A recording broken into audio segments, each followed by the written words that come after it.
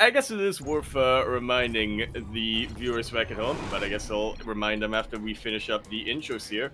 We are going to be kicking off our best of 5. That's 1, 2, 3, 4, 5 games total that could be played out in this series. And in the top right-hand corner map, starting all the way in the top right-hand corner, we of course have a pink Polish Protoss player coming out from the land of Poland. He is, of course, going to be representing Genesis Gaming. He is ArT.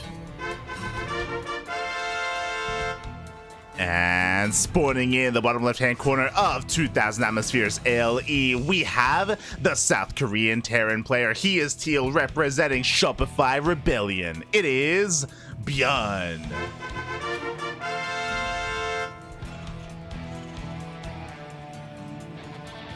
Yep, this is probably what I should have expected coming out from him because, yeah, before we got into the intros, I wanted to point out that ByuN, ever since 7 p.m. KST, about 3 hours, 45 minutes ago, he has played 3 best of 3s, one of them going all the way to the ace match. Then after that, he's played 2 best of 1s, and now he's here playing in the best of 5. I have to wonder how much stamina he's got left in him. Look, we've talked about this before. I love ByuN. He has so much passion for the game, but he does play a lot of StarCraft.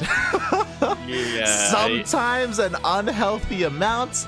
Obviously, we have to, assume that, he has the best judgment and he knows what his limitations are.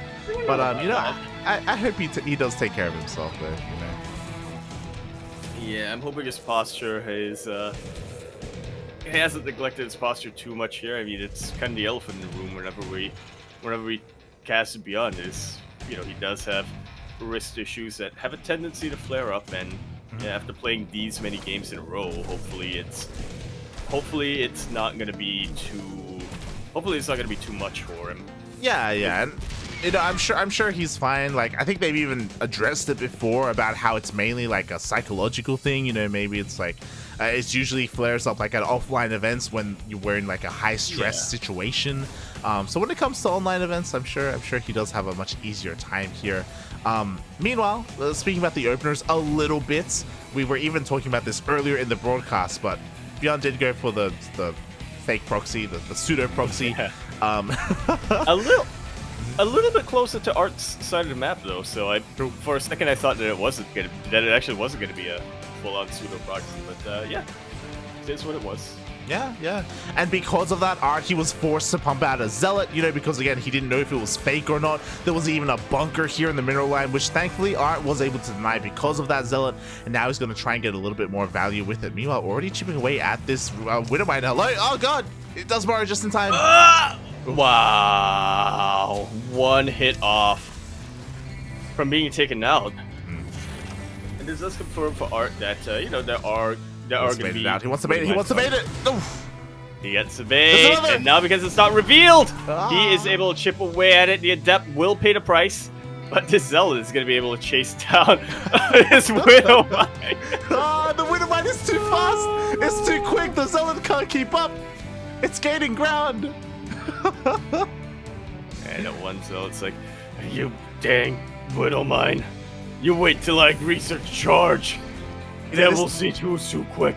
This is something that I don't really think about too often, but I'm just now I realize how slow a Zealot is without charge. It's actually a little bit sad. Oh yeah, it's very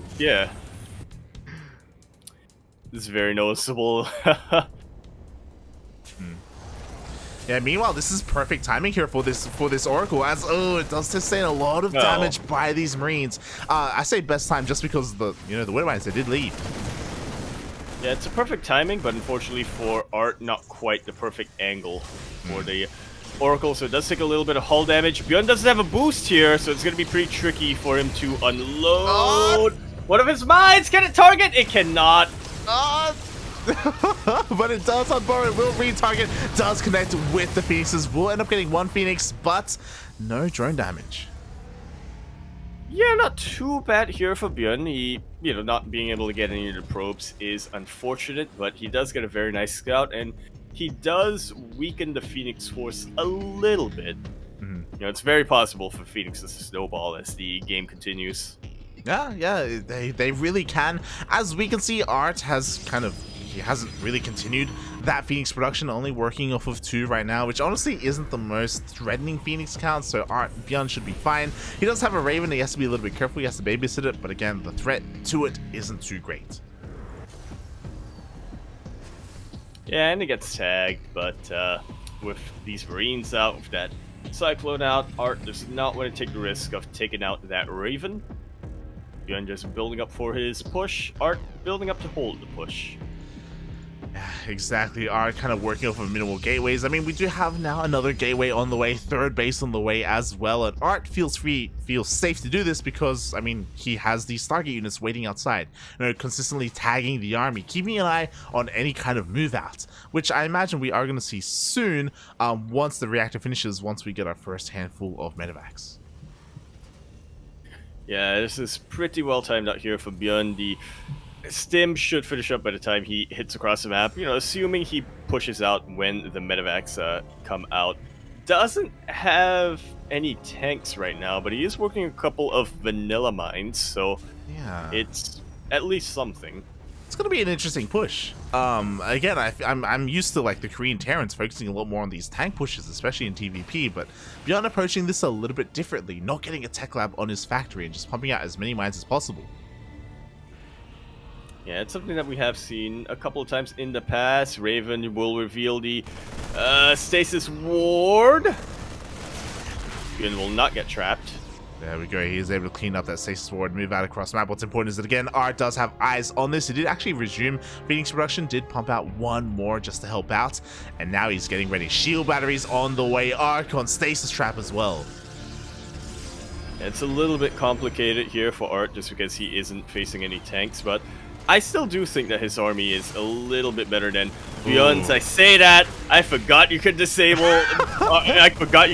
psionic units. So yeah, now that our Archon is out of commission, it's even moving towards the bio, unable to get it. Oh my lord, ByuN now at 57 army supply versus the 13 of ArT, and the majority of his army supply is so far forward. GG is called, and ByuN will take game number 1. Wow, GG gets called, and yeah, not a single stasis trap got off. Again, it's usually, I feel like, a key part of the defense here. I'm sure ArT was relying a lot on it. It did nothing. Archon also did nothing. Like, oh my god, ByuN, despite being scouted, despite the fact that ArT had full vision of this army and of this push coming across the map, he just couldn't get ready in time. Yeah, you gotta give it to ByuN here, man. He changed up the build just a little bit. By just adjusting his build just a little bit, he was able to maximize the effectiveness by that much more.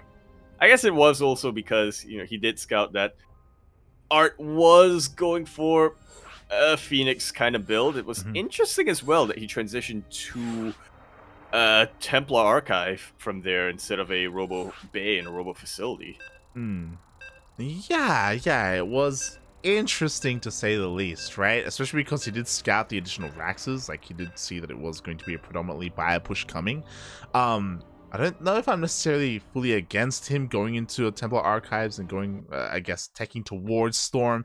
But the problem is that, like, before you have Storm, that is when you're at your weakest. That's the problem with taking up into Templar Archives, is that, it takes that much longer to get any splash damage out.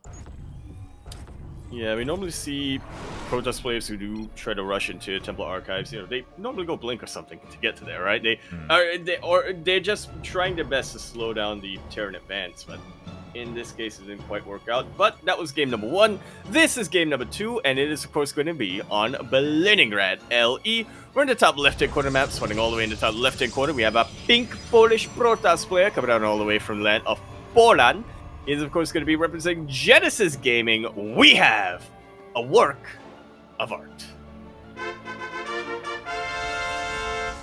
And spawning in the bottom right-hand corner of Berlingrad LE, we have the South Korean Terran player. Once again, going for a bit of a fake proxy because he never makes a Rax in his main base. It is the South Korean Terran. He is teal, representing Shopify Rebellion. It is ByuN. like he never got the permit to build Raxus in his base. Yeah. Oh god. Long ago, it was decided he could never make a Rax in his base. You know what? It was innovation. Innovation told him. It was. That was probably what it was. Yeah. I would not be surprised. Meanwhile, innovation always builds a Rax in his base. Shake As my I head. say, not as I do. Who are also reminding me in the chat of a new quote here. Yeah. I mean, once again, a very similar opener to the previous game, and ArT is forced to make that Zealot. Because again, of course, it could be real. That's the thing about ByuN, right? We always joke about how he never makes a Rex in his main. And the scary thing is that, like, you know, 1 out of every, like, 4 games, it actually is a real proxy. Like, like it's actually terrifying. Yeah, it's one of those tactics that can just keep your opponent on their toes, just continually keep them guessing, right? You never want to be playing that one game where you don't build a Zealot, and all of a sudden it is a legitimate proxy coming your way. Yeah, exactly. I mean, now that the Reaper revealed itself here at home, ArT now knows, okay, it's the Zealot is useless at home. Let's just aim it across the map. Hopefully we can get some damage. Maybe we can catch the Reaper. But alas, for the time being, the Reaper is able to bypass it. Oh, actually turns around. Should get it. I was thinking about it. Yeah. It was like tempting. Just not to be. Yeah, and gets a little bit of scout. I don't think he's scouted the Stargate yet, has he? Yeah, he didn't go all the way in behind the mineral line, which is a little bit surprising, as he actually jukes the Adept and actually will be able to get in without taking a shot. Up. Takes what? Oof. Takes 2. Doesn't take 3. Yeah, once again, ByuN doesn't get behind the mineral line, so he doesn't know if it's a Twilight Council upgrade or Twilight Council opener for Blink, or if it is Stargate. Interestingly enough, maybe because he wasn't able to go all the way through, he does get a little bit of a safety cyclone back at home. He is working on a bit of a 3-Rax, but it's not a straight up 3-Rax. It's 1-1, 2 more Axes. Yeah, it's a little bit delayed, but again, just to play it safe, right? I mean, the first Cyclone is already moving out. I imagine looking to try and maybe intercept the Oracle as it moves out, and I mean, we have confirmation. ByuN does get into the main base. He does see the Oracle. Oh, the Oracle's gonna get to the Cyclone. Cyclone? Turning around? Cyclone, he gets it! The lock on. The dead air is enough to break the lock on. And that's a little bit of a weakened Oracle now. Just a couple more hits from a Cyclone or a Marine is gonna take it out. ArT has to be so careful. ByuN wants it. He wants it so bad. The Marines all the way again. They're vanilla Marines. They don't have stim. They don't have anything, but they're gonna be able to chase and push this Oracle back. Back into his mineral line. True, the Oracle actually getting a couple of probe kills, a couple of SCV kills, 3 SCVs going down. Yeah, it could have been a lot worse here for ArT, so at least he is able to utilize the Oracle, get some tag scout since he's... Hang on, that's a very early stim you're researching. It is. He does confirm all these Raxes as well with that revelation. Meanwhile, ByuN did try and intercept the Oracle, but just barely the Oracle was able to slip away. Like so, and we're going to keep our eye on ArT for the time being to see how he decides to defend against this. He is prioritizing Blink. He should be throwing down a shield battery or 2 by his bases. He's going for a 3rd, which is a little bit of a risk, but again, when it comes to the 3-Rax build, the first wave is always the scariest as a Protoss player. As long as he's able to hold that, he is going to be sitting so pretty. Yeah, I hope we don't see another Templar Archives, I'll be honest. Just because, again, like, trying to go towards Storm, like, ByuN is going to hit with Stim before that happens. ArT, he's going to have to work on a much more consistent or a safer opener here instead. We'll see if he gets there. At the moment, warping in a couple of sentries as well, which will help, not just with force fields, but also with Halukes if he does end up losing this Oracle. Yeah, going to be very important. Scout, Guardian Shell is also something that, or Guardian Shield, sorry, is also something that you don't want to underestimate in fights like this. Definitely can come into play, especially against Marines, just because it does apply that armor against every single one of those shots. It's very good. Yeah. Best case scenario, you survive one more volley, and that allows you to get your own volleys in. And now ByuN, just like the previous game, he's gonna hit this timing. Marines are pushing out across the map, Hellions as well. First round of medevacs are gonna meet up with the rest of the army, and this is looking kind of lined up with +1. Yeah, +1 about a third of the way done. It's interesting that so in the previous game, ByuN skipped out on his tanks and went for Widow Mines. This time, ByuN just skipping out entirely on his anchor units. He's able to scan, take out that stasis ward. Yeah, I didn't even know if the scan was intentional to take out the stasis ward. I'll be honest. I thought he just scanned the army. He's like, oh, hey, look, there's a stasis there. I'm still trying to deal with that. There's another stasis being made here, so we'll see. Yeah, at least ArT is able to buy a little bit of time. Again, he still hasn't popped his overcharge. Thankfully, he has been a little bit conservative with that. ByuN not taking the bait so much, just trying to find another angle of attack. Yeah, it looks like he's going to be working on these rocks. Meanwhile, charge just finished up. So ArT, with all these gateway units, it looks like he should have more than enough to defend, especially if ByuN pushes up into him. Yeah, he has to be pretty careful though. Stimmed Marines can definitely kite chargelets pretty well, especially if they charge too far forward, away from Blink support or Stalker support.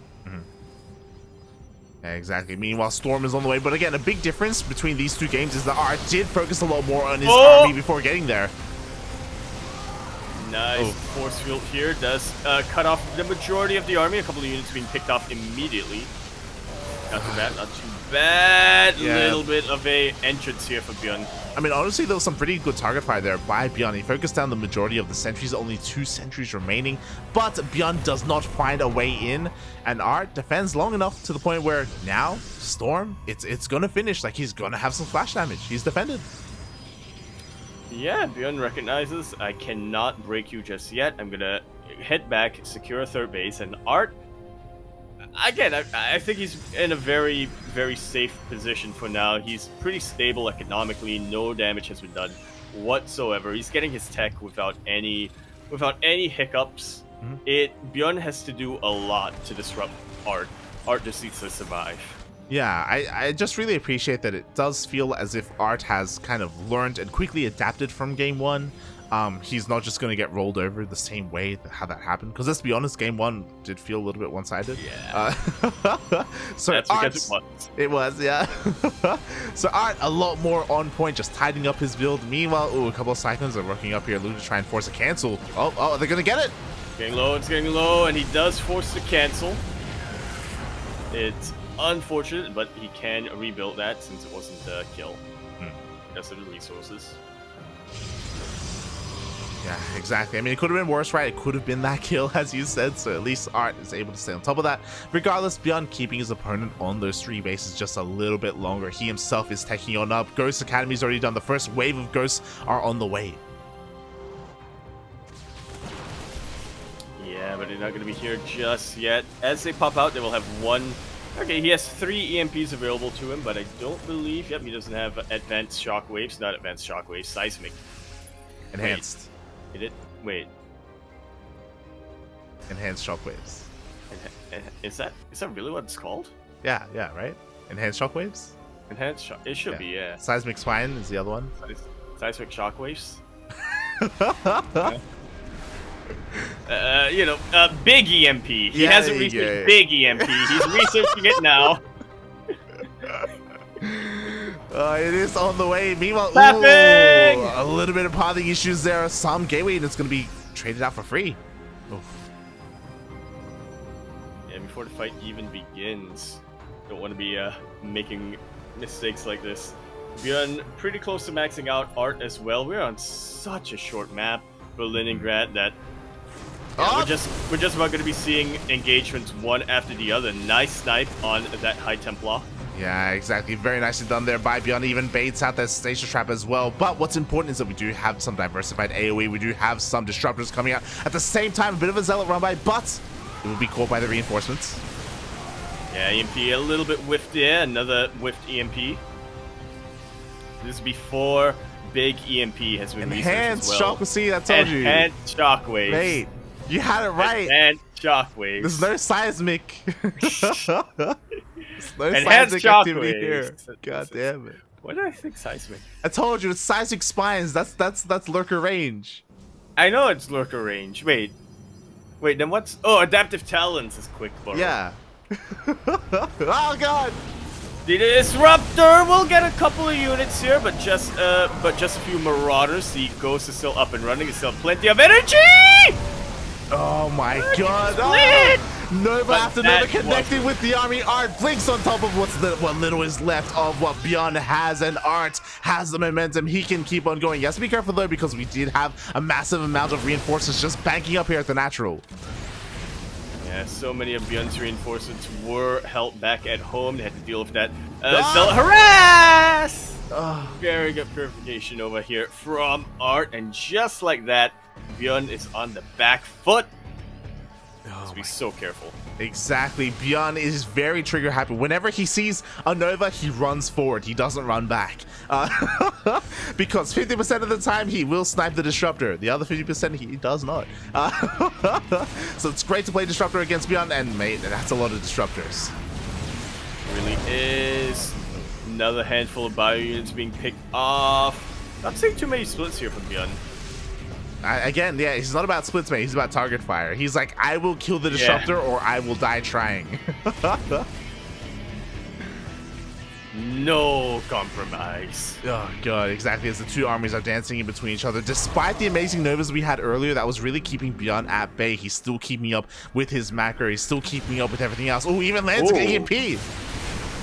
Yeah, really nice shot. Being able to shave off just about having the health of these units. Disruptor! Ah! Not too exposed, so ArT was able to keep that alive. And yeah, now switching into Colossus to diversify his AoE. ByuN getting Liberator range, gonna be getting Liberators pretty soon, but still very dedicated to Ghosts. Yeah, exactly. Here we go. The first wave of Liberators are coming out the Ghosts. Are looking a little bit exposed here, but nice dodge on that first wave. Oh my god! Oh, almost gets all of those Ghosts. Meanwhile, there actually were a couple of High Templar left that were able to get a couple of storms out to zone away the army. This is not a very good angle for ArT, so he is starting to retreat a little bit. I do not... Oh, they're in the War Prism. Yeah, they were in the War Prism. The Colossus is barely saved, but all the Disruptors are being taken out one after the other. Didn't matter that ByuN was taking all those shots earlier. He does end up targeting them all down in the end. And he loses his fourth base, but was able to take out a lot of these very expensive units of ArT. I think that ByuN is still hurting a lot in the money count, forced to even lift up his main base and use that as his sword. I was wondering, I thought it was just going to be his natural, but yeah, ByuN is hurting. Thankfully, because of the power of the main base, he's able to lift it up, he's able to bring it all the way over, so he's not going to lose too much momentum here, but again, still very scrappy, very close. Yeah. Oh. How does he scan every single time? I swear it's an accident, mate. Every day. It never looks like he's intentionally scanning for the thingies. He never sees it. Yeah. But his scans. Do you think it's a mind game? Do you think he sees it, but he makes the scan look as if he doesn't see it? Oh, maybe. Just to make his opponent frustrated. ArT's like, how does he get away with this? How? He can't keep getting away with that. Yeah. That's I would like to imagine that that is the case. Liberators being utilized to just try to equalize some of the worker damage, and also because this is a very good dead space area, it's difficult to really engage. Very nice EMPs on top of the shield batteries and on top of the Archons as well. Purification of it, not quite able to land. The other one doesn't land before it gets sniped, and now everything is starting to go down. Nothing was looking too good for ByuN for a little while there, but now he is counterattacking so hard. Yeah, exactly. He wins and finds himself a match point. GG, well played. Those EMPs were absolutely insane. He EMP'd the shield batteries, the High Templar, and the main army as well. The positioning was amazing. ArT was trying to keep up. He was struggling. Like, he could never even deal with those Liberators because you were trying to talk about it at the time, but yes, he didn't have anything in the air, and his Stalkers weren't good, didn't have enough range to deal with it either. ByuN popped off there towards the end. takes a 2-0 lead, but that wasn't an easy 2-0, mate. That wasn't. It really wasn't. Yeah. I don't want to say in awe, but I'm still curious about his build choice there.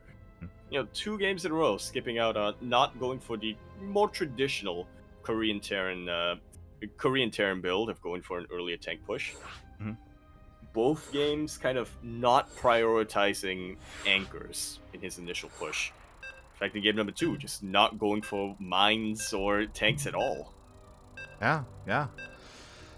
Oh boy, I was pretty surprised, like with his dedication into those cyclones. But I mean, it worked out in the end. He wasn't quite able to break the third base the same way he could before, as he didn't have those power units. But he was still able to transition nicely into that mid game, into the late game, and now here we go, game number 3. Oh boy, hopefully it's not the last one, because I know he has it in him to turn this around. And who has it in him to turn this around? Well, I am, of course, talking about our player spawning in the top right-hand corner of the map, spawning all the way in the top right-hand corner of Glittering Ashes LE.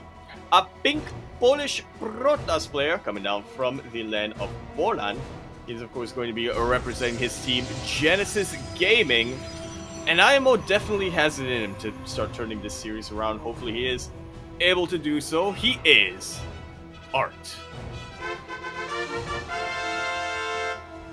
And spawning in, let's go! The bottom left-hand corner of Glittering Ashes LE, and now it is time once again. The Rax is not in the main base, it's across the map, it's right outside the the main of his opponent. We have the teal Terran player representing Shopify Rebellion. It is ByuN.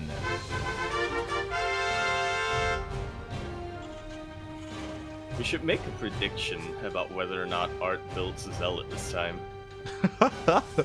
He should, but yeah, he will, right? He will. I feel like he's been very consistent with it, and even though there hasn't been a proxy, he knows who ByuN is. He should be aware. He goes for the probe scout, confirms once again the Rax is not in the main base, and ArT back at home. Does he go for the Zealot? Go for the... There we go. He does! He does! Pew, pew, pew, pew. This time, Zealot will have a purpose. Well, if it scouts it. Guess so. Oh god. As so far we do have a little bit of a block here, a bunker block for ByuN. ArT trying to deal with this SCV will be able to force it back. Zealot will be able to help clean up this bunker as well, so ArT can expand. That's kind of the problem with ByuN's bunker block, isn't it? It's distracting the Zealot enough for the Reaper to wreak havoc in the main. Oh god, and how many kills are we gonna get here? One probe already going down, almost a second. ByuN, can he get it? He does! Gonna get a third, gonna get a third, gonna get a third. The Reaper's getting low, the Reaper's getting low. Gonna get a third, he doesn't get a third. Sold! 2 probes on a Reaper. 2 probes delays the natural base, forces the Zealot. Not bad damage, not bad. Oh my god, meanwhile back at home, ByuN went into a very fast 1-1 here, delaying his CC, his natural base, by quite a bit, and focusing a lot more on going for a Widowmine drop. A little bit more traditional coming out here from ByuN. Still being annoying with that Reaper, but it finally is dealt with. And we'll see how ByuN plays this out from here. Again, his bio is going to be a little bit delayed, obviously, because he has to bring the Raxus back all the way home here, but shall see. We shall. Oh, that's we shall. I mean, again, this is going to be a very fast Widowmine drop. First Oracle is on the way. Quickly checking the vision of ByuN. Did he scout the opener? He did not see the Stargate, but it's Glittering Ashes, so you can make a couple of assumptions, I guess. And yeah, true. I also only now realize that ByuN's just now getting his natural base adept immediately dealt with, just like so, and now the mines are going across the map. Add-ons being swapped around. ByuN really wants to get, I imagine, a Raven out. Yep, Raven out immediately. And yeah, again, a little bit more traditional TvP we're getting from ByuN, if not for the fact that you know, his second base is delayed, his tech is very delayed. Yeah, again, we were talking about it, right? Like, he delayed his CC a lot to go for a very fast Widowmine drop. We'll see what it can get done. Unfortunately, it did get scouted along the way by the Adepts, and now by the Oracle, and now by everything, and this shouldn't do anything. Oh my god. Yeah, it's getting targeted down. ByuN, your medevac's getting low. And he gets taken out. ByuN does get a little bit of scout, but, you know, obviously, it doesn't really tell him too much here. It confirms for him that it is a Stargate. But not really. That's not really new information. Yeah, exactly. ByuN kind of putting himself behind with this opener. Again, he wanted to be cheeky, he wanted to be aggressive with that Widowmine drop, and unfortunately it did not pay for itself. And now he's forced to reactively kind of take the anti-air seriously here. Second Cyclone on the way, Viking on the way as well. He needs everything to make sure that this Oracle doesn't deal too much damage. He has to make up for the fact that his Marine count is very, very low. Yeah, it should help out quite a bit. I mean, the Vikings are fantastic anti-Oracle units. Not so much against the Phoenix, though. But that's what the Cyclones are for, I suppose. Yeah, and I kind of love this from ArT because I took note of it earlier and I was like, there's no way. Nah, there is a way.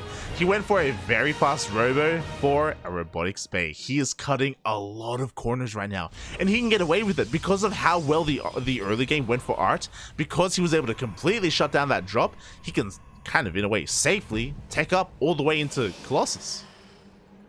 Yeah. We're also on Glittering Ashes, which is a very massive map, so there's a lot of time that there's a very big window of opportunity here for ArT where he is pretty safe, where ByuN can't really hit across the map yet, but that time is running low. That time is running up. Yeah, exactly. I mean, at this point, I think it's a little bit too late. Like, even if ByuN pushed out as soon as he had his medevacs out, we will have at least one, probably even two Colossus here at the third base. Like, ArT is going to be perfectly fine. He's teching up, delaying his production, delaying his gateways, but again, he can get away with all of this. So this is probably the best start that ArT has had this series so far. Yeah. It's no coincidence that it is on that is also the map that ByuN decided to go for a proper proxy on. yeah. Shaking my head, ByuN. Why do you have to play like ByuN, man? God damn it. Yeah, why don't you play like, I don't know, Innovation or someone like that? Oh! That was so hyped for a sec. But I forgot the Raven was here. It's always the Raven, mate. Always Raven, but here we go. Army's moving out. Oh my god! Almost an interception on those medevacs. ByuN Stim is about to finish up combat shields as well. Let's go. He wants to hit that third base. But again, at this third, we have one Colossus. Second Colossus just popped out as well. We have overcharge. We have shield batteries. Like, again, as long as the controller's on point, ArT should be okay. We do have two disables, though, available. True. So it's just about perfect. It's going to take a while for the third Colossus to pop out. It's a very marine-heavy army. This is terrible for ByuN. The force field against Colossus. No, he doesn't. He's not able to force field the army. We do have a bit of a lock-on. Oh, lock-ons are cancelled. ByuN will back up. Yeah, despite his Raven, he just really isn't feeling comfortable going against Colossus without more Vikings or a couple of Marauders, it seems. Yeah, I mean, again, like, even if he did try to use that anti-armor, sorry, that disable on the Colossus, honestly, ArT should be there with his Phoenixes to deny that. In saying that, he is actually, like, circling around with his Phoenixes. They aren't really here to help protect these Colossus, so I'm a little bit concerned. I'm okay, they come back. Yeah, it's going to be a much tighter defense now for ArT. Finally at a point where ArT has a higher army supply than ByuN in this series. Oh yeah, he's ahead in the supply. He's got 3 Colossus now. Extended Thermal Lance is done. Charge is done as well. We have plenty of Phoenixes in the air to help keep these Colossus alive. ByuN has to be careful not to push up this ramp. Like, I know he's very tempted. I know he wants to find damage. Yo, he gets an Observer. No, these are nice little pickoffs, but he has to be careful not to commit. Yeah, that's the last thing you really want to do, ladies. See, yeah, he's just working on the next stage of his tech. Ghost Star on the way. He's researching big EMP. Uh-huh. Yeah, sizing spines. Getting ready. Yeah. What? No, shock. Yeah. Wait. Enhanced shock waves. Enhanced shock waves. There you go. There you go. Shock waves. god. ByuN will back off and expand behind this. So again, he was just posturing, trying to find any stray units here or there, maybe even catch the Phoenixes. In the end, he got an observer and he was able to at least contain ArT for a little bit, but now ArT is free to expand, and again, this is a little bit scary. But what I will say is that we're going into the mid game, and this is where ByuN, despite maybe not being in the best position, can still flaunt his micro, flaunt his control. He's going to have ghosts, he's going to have EMPs. Yeah, as much as I appreciate, I definitely agree with that, and as much as I do appreciate how patient ByuN is playing this out, I am also a little bit worried that he hasn't done enough, right, to really slow down the economy of ArT. ArT has finished up his Temple Archives, he's got Archons now, he should be researching Storm pretty soon. Yeah, ByuN has to either very decisively win an engagement or go for multiple different little harassments. Yeah, I mean, we saw that against Geralt, right? And Woodline shot will go off, does connect, does detonate with the army. Oh, even picks up one Phoenix there towards the end. Very low, yeah. Yeah, and I was just about to say that, I mean, he did it against Geralt, right? Like, he completely pulled apart Geralt. He hasn't had the opportunity to really do that against ArT. He hasn't really been able to test ArT, but at the moment, he can't really pull it off because he does get forced back. Massive Zealot run by. Now, ArT is the one to pick ByuN apart. You're getting a little bit of a taste of his own medicine, having to deal with this mass Zealot warp in. Harass over here. Nice EMPs on some of the army. Good anti-armor as well on a lot of the Phoenixes, as well as a decent disable. There are plenty of Marauders here, and ArT looks like he has overextended a little bit. I say that, but he is making a breakthrough here now. Exactly. He may have lost one Colossus, but he still has threes. Oh god, the boys were pulled a little bit there. 11 SCVs go down. Fourth base does get cancelled, does get denied, and ArT still has so much momentum. And unfortunately, that Raven doesn't have enough energy. He doesn't have another disable. Yeah, he does not. He may have to make a choice there, and he decided to disable one Colossus and go for the anti-armor instead of two anti-armors or two disables. Yeah, exactly. And now ArT, he's looking to take down that third base. He's looking to keep on going as well. ByuN, he's gonna point. He's pulling the boys. Oh! This EMP! I hit nothing but his own orbital command. That was the worst case scenario there for ByuN. Forced to pull the boys. And these are losses that he cannot quite afford. GG is called, and ArT takes game number 3. Proves that he still has it in him to take it to some of the best of these players. Let's go. GG. Well played, ArT. He will be fighting back in this series. It will not be a 3-0. It will not be one-sided. He is looking to be a champion. He is looking to avenge his fallen comrade, avenge his fallen Geralt, and make up for that. And we'll see if he can pull it off. Again, this game, everything went right for him. The stars literally aligned before our eyes. Like, ByuN, his proxy failed. Like, his opener, he put himself behind with his opener, hoping to deal damage, and that did nothing as well. That was kind of like the perfect game there for ArT, and yeah, he didn't let it slip away. GG. Yeah. Now he just needs to recreate that a little bit. He's like Dandelion, I think. I don't know. I've never read or played The Witcher. Oh god. Who? For the fallen Geralt? Dandelion, the bard. There you go. Bard. Why is he like the bard? Because it doesn't Dandelion follow Geralt around? He does? I've never watched, played, or read The Witcher. Wait, you haven't even watched it? Wait, what? Yaku, that's like the most low effort thing you could have done, and you haven't even done that. Look, God. I'll watch it 8 years from now when people stop talking about it. No one's talking about it. Corbin's talking about it. And Steel. And you are! God, you watch all 8 seasons of the Vampire Diaries and the originals, and you don't watch The Witcher. I only watched it after people stopped talking about it. What is wrong with you?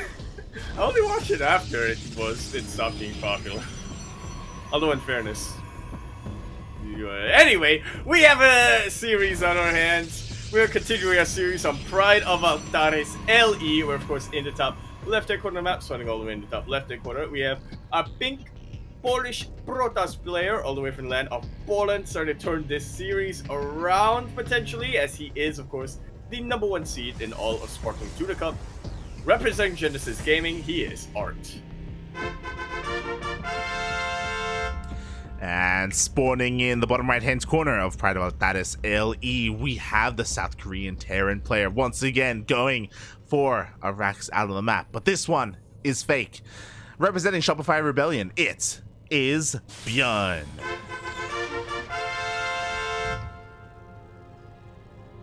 Also, the show hasn't ended yet, so I can't binge it. There's some solid copium coming out from Yaku right now. Oh god, grasping at straws for excuses, mate. Shaking my head. But yeah. Read the book first.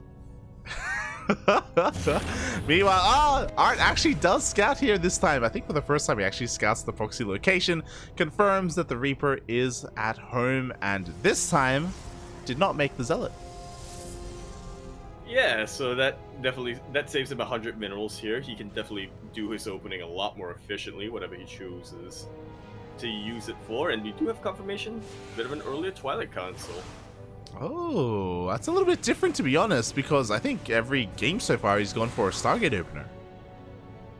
He has, to my best recollection of memory.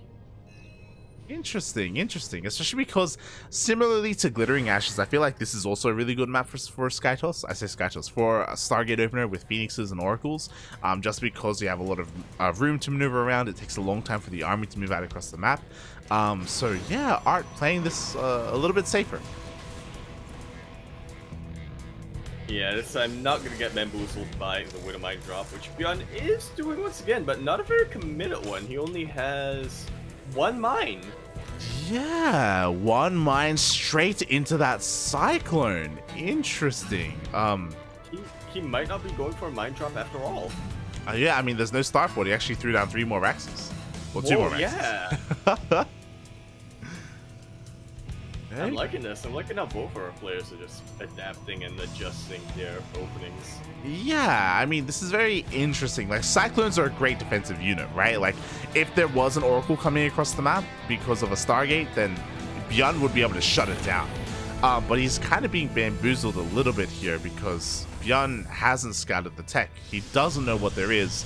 He's assuming, and it's a safe assumption because, again, every game so far, ArT has opened up with Oracles, so it kind of makes sense. Kinda. Actually makes some pretty good sense. Yeah, as ByuN, he dips into the main base, confirms, it was a Twilight Council, not a Stargate. Feels bad, man. I have to, again, just work on catching up, and it's a little bit scary because if ArT doubles down on Blink Stalkers, which I don't think he will, but if he did, like, you know, there's always the opportunity to move out across the map and maybe even blink into the main base. Without tanks, it can be difficult to hold and defend against, like, strong, committed Blink Stalker timings. Oh yeah, it's often very difficult to do so.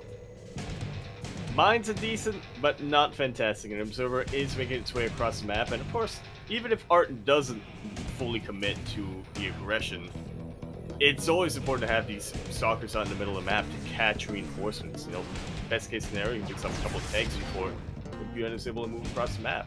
As he is working on a push once again, this time with +1. Oh, yeah, exactly. We have +1, stim, all of our typical upgrades that we would expect as ArT is going across the map with this Oracle Observer.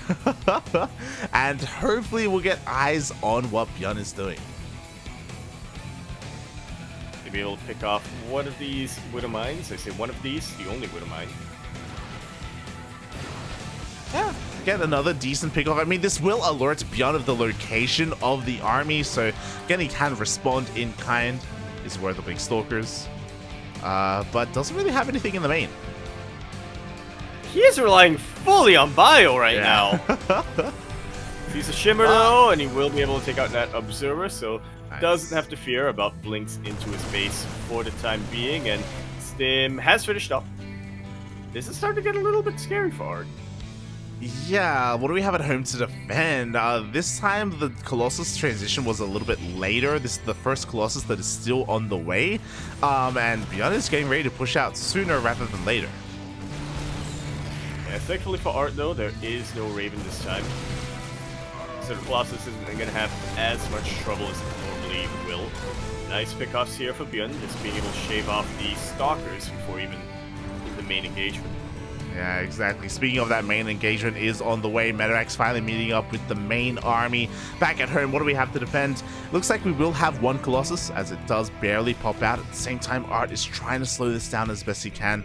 I feel like ArT should be safe, especially because, like, unlike the previous game, there's no Raven, there's no ability to disable said Colossus. But there are a decent number of Marauders out here. Thermalant's not finished just yet. Cool. So positioning is absolutely key right now for ArT as ByuN sets up a double drop. ArT setting up a bit of a proxy gateway on the other side of the map, but we'll see if he is able to utilize it. Yeah, exactly, as we do have that drop in the natural base. ArT has to be really careful with how he splits up his army. His Colossus is exposed! Yeah, thankfully Charge did finish up and the Zealots are able to provide enough of a buffer. That super battery was not targeting! The super battery was targeting a Zealot and not the Colossus!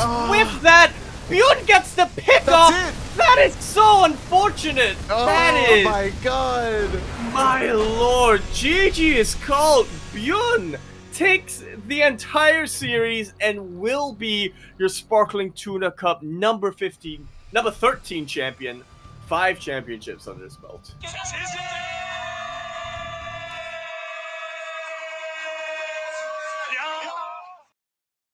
I would hate to be ArT right now, man. That is so unfortunate. GG, well played. Exclamation mark for not that one Zealot that barely had any damage dealt to it, by the way.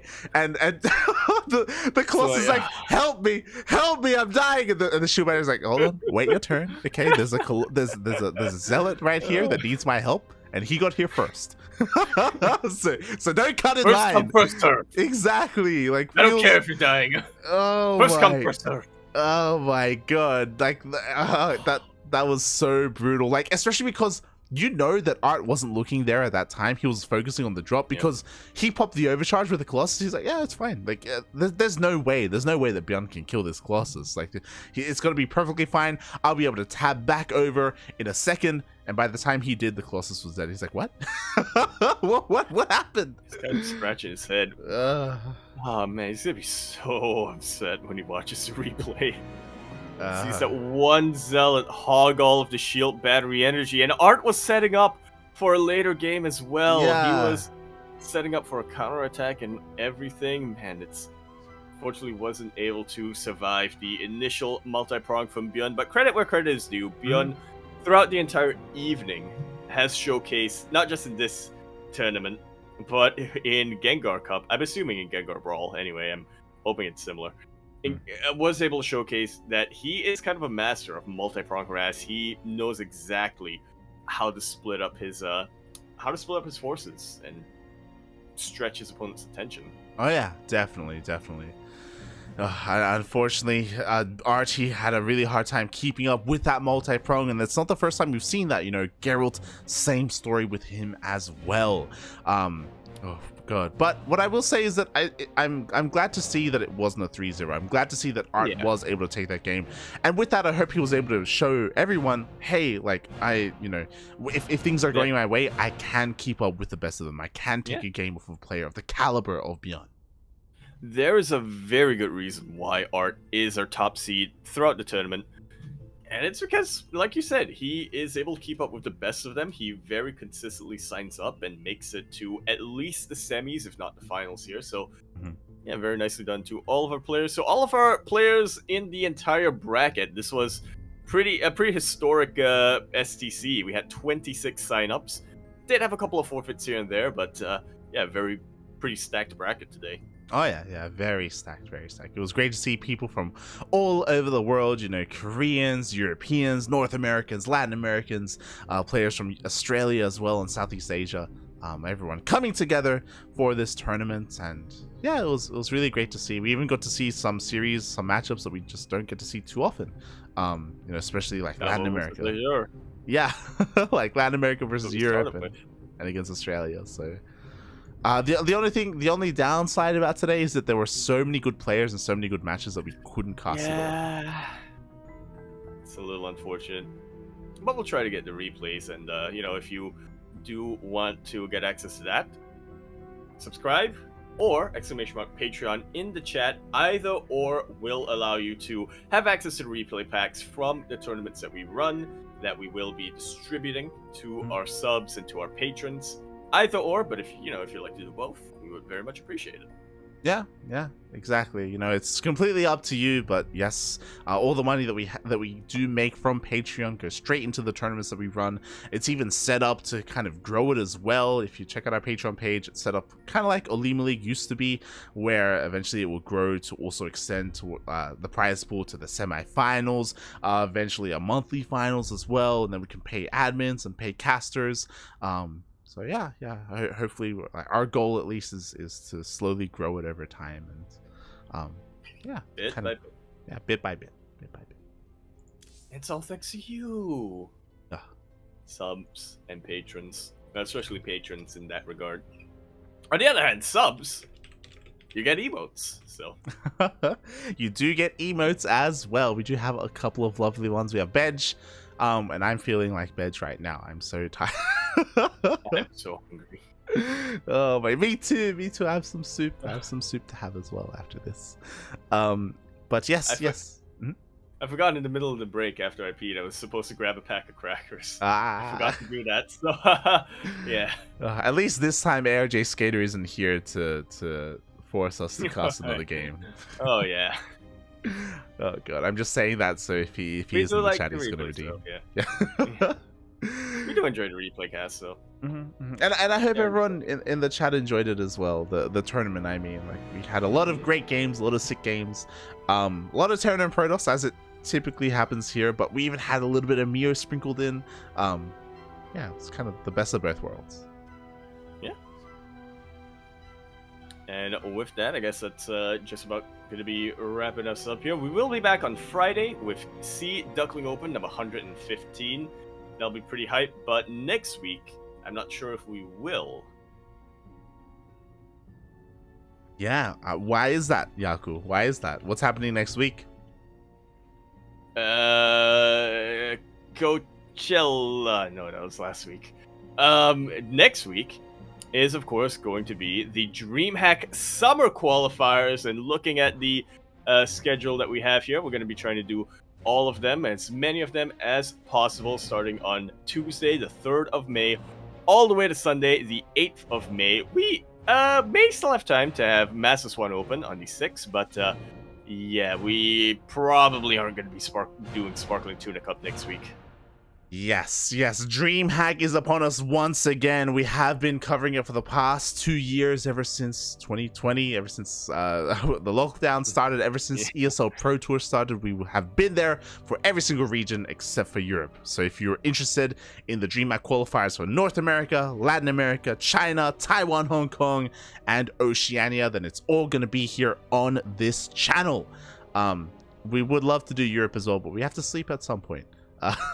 We have to go to bed at some point. For now. So, yeah, we won't have everything, but we will have the might not need to. Exactly. We will have the majority of those qualifiers on this channel, and eventually uploaded to YouTube as well. If you can't tune in live, and if you want to tune into the VODs, it will all be uploaded onto our YouTube channel, and that all starts next week. DreamHack Summer, DreamHack Valencia. It's all coming upon us, and getting flashbacks. Yeah, I don't think I'm ready for it. I definitely am not. Oh boy. Yeah. But yes, we're gonna do that's why the qualifiers are gonna be like a warm up for us. Exactly. Like we're gonna do our best to remain sane, because it's qualifiers. In the middle of that, ANZ Champs, I'm also gonna be casting that. That's in a couple of weeks. And then there's also the DreamHack main event. We're also going to be the B stream for that as well. I can confirm that we're going to be the B stream for Oceania, China, Taiwan, Hong Kong, all that stuff. Still no confirmation on Latin America and NA, but again, that's a little bit later, so I'm sure that'll get finalized. I'm sure we'll be a part of it again. A lot of StarCraft. A lot coming up. boy. It's gonna be an intense couple of weeks here. Oh yeah. And with that, Yaku, do you have anything else you want to add? Are you gonna be live as well? Shout out. Oh, hey. I was gonna say, shout out to our very own Cranky Duckling, Soko. Is their birthday today, so this cast has been dedicated to you. That's why we came in on. I don't remember where we came in, but I know it was somewhere in Finland. I didn't even realize. Yeah, go ahead and wish them a very happy birthday. But other than that, twitch.tv/Yakuzaku1 is where I will try to stream. I mean, again, the DreamHack schedule is going to be pretty intense, and I am starting my semester 2 weeks from now. But I'll see if I can do a short stream tomorrow before GSL or something. Short ladder sesh, hour and a half long. Other than that, I am feeling the itch to stream Planet Zoo again, though. Other than that, twitter.com @Yakuzaku is where I retweet things every now and then. Exclamation mark Discord in the chat. That's the Cranky Ducklings Discord server. It's probably the best way to find me, honestly. What about you, Light? You can follow me at light_VIP on Twitch and Twitter. I'm going to also be streaming throughout the week. Some cheeky ladder sessions, some Final Fantasy 14 as well. And again, catch me this week because when DreamHack starts, I'm not going to be streaming. We're going to be hyper-focused on DreamHack. So it's, the rest of our personal streams are going to fall by the wayside. So yeah, tune in while you can. Otherwise, check us out here on the Cranky Ducklings Twitter, Facebook, Instagram, YouTube, Discord, Patreon. Follow us all over the place, and we will post whenever we go live on this channel if you want to be notified. Otherwise, then all we ask is at least following the Twitch channel. Again, we're live almost every single day of the week. I say almost every single day, but our next broadcast is going to be in a couple of days. It's going to be on Friday. And that's going to be our amateur tournament Sea Duckling Open. Yaku, are you going to be playing in it? Am I eligible? You can be if you ladder. I'll try to play in it. I might end up sleeping early. I do have something planned for the afternoon. That's fair. But I'll see. Yes, that is fair. But as with that, thank you everyone for watching. Hope you enjoyed the tournament. Again, Sparkling Tuna Cup, this is a weekly tournament, so if you want some more of this, then be sure to be here next week, where we have more South Korean, North American, Latin American StarCraft on this channel throughout the entire week. So just tune into the Cranky Ducklings. Just tune in. Yeah, just tune in, mate. Yeah. If we're not streaming and we're not casting something, we're hosting someone. So, that's true. Tune in. Quack. Thanks for watching, everyone. We'll see you guys next time. Bye. Bell.